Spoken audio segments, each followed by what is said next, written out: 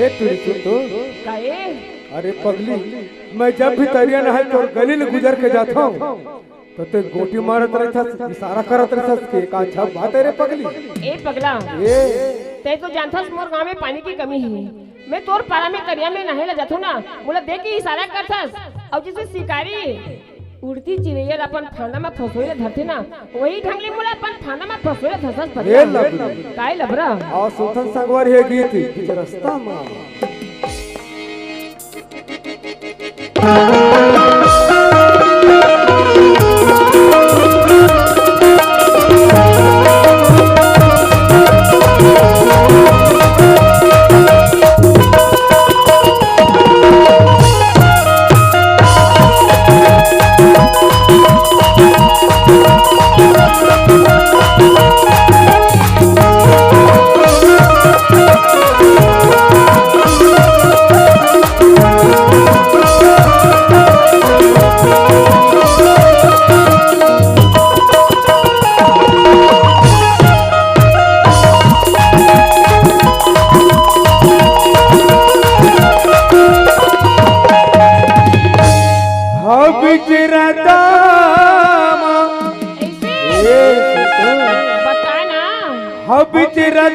मोला दगा दर संगरे मोला उड़ती हाय हाय हाय हाय मोला उड़ती चिड़ैया का कोली हमारे संगे मोला उड़ती चिड़ैया का कोली हमारे मोला उड़ती चिड़ैया का कोली हमारे संगे मोला उड़ती चिड़ैया का कोली हमारे ये बिचरता मोला दगा दर संगरे मोला उड़ती चिड़ैया का कोली हमारे संगे मोला उड़ती चिड़ैया का कोली हमारे मोला उड़ती चिड़ैया का कोली हमारे संगे मोला उड़ती चिड़ैया का कोली हमारे बोला